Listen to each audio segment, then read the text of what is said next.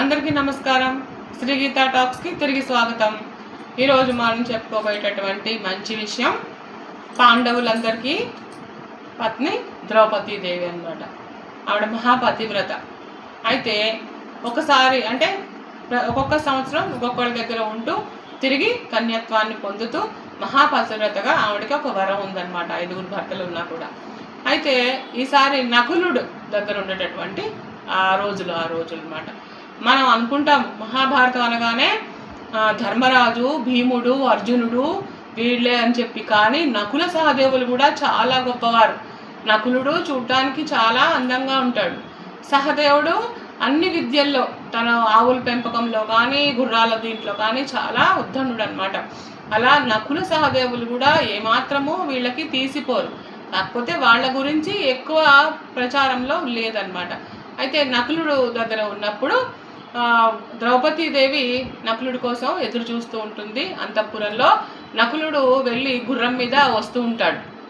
అడవికి వేటకెళ్ళి గుర్రం మీద వస్తుంటే తీవ్రమైన వర్షం పడుతూ ఉంటుంది. బాగా వర్షం పడుతూ ఉంటే ఆవిడ ఒక పెద్ద వస్త్రంతో ఉంటుంది. వర్షంలో తడిసిపోయి వస్తుంటారు నకులుడు అని చెప్పేసి. అయితే చాలా దూరం ప్రయాణిస్తాడు. నకులుడు వారు వస్తారు. అంతఃపురంలో దిగి లోపలికి వస్తే ఆశ్చర్యపోతుంది ద్రౌపదీదేవి. అదేంటి, ఇంత పెద్ద వర్షం పడినా కూడా మీరు తడవలేదేంటి? అసలు ఒక్క చినుకు తడి తేమ ఏమీ ఉండదు. చక్కగా పొడి బట్టలతోటి ఎలా వెళ్ళాడో వేటకి అలాగే వస్తాడు నకులుడు. ఆవిడ ఆశ్చర్యపోతుంది. ఇంత పెద్ద వర్షంలో కనీసం ఒక చుక్క నీరు కూడా లేకుండా, తేమ లేకుండా, తడవకుండా ఎలా వచ్చారండి అని. అప్పుడు చిరునవ్వు నవ్వి నకులుడు చెప్తాడు, దేవి, నేను వర్షపు చినుకుల మధ్యలో నుంచి ఆ లాఘవంతో గుర్రాన్ని నడుపుకుని రాగలను, నాకు తెలుసు అంటాడు. ఆవిడ ఆశ్చర్యపోతుంది. వర్షపు చినుకుల మధ్యలో నుంచి ఆ వేగంతో, ఆ నేర్పుతోటి గుర్రాన్ని నడుపుకొని వచ్చారట ఆయన. అంత నైపుణ్యం ఉన్నటువంటి వ్యక్తి నకులుడు.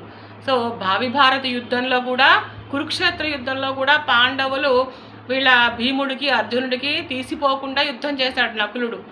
అశ్వత్థామ ద్రోణాచార్యుడు యొక్క కుమారుడు, మహా అస్త్రశస్త్ర నిపుణుడు. ఆయనతో యుద్ధం చేయడం చాలా కష్టం. కానీ ఈయన నుంచుని అశ్వత్థామకి ధీటుగా యుద్ధం చేశాడు అస్త్రశస్త్రాలతోటి.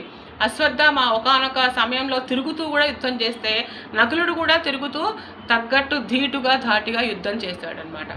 అలా భావి భారత యుద్ధంలో నకులుడు, సహదేవులు కూడా వీరోచితంగా పోరాడారు. మంచి యుద్ధ నైపుణ్యం కలవారు. వాళ్ళిద్దరూ కూడా పాండవుల్లో ఎవరికి తీసిపోయినటువంటి ప్రజ్ఞాపాఠవాలు కలవారు. సో వీళ్ళ గురించి తెలుసుకున్నాం కదండి. మరిన్ని మంచి విషయాలతోటి మళ్ళీ మీ ముందుకు వస్తాను.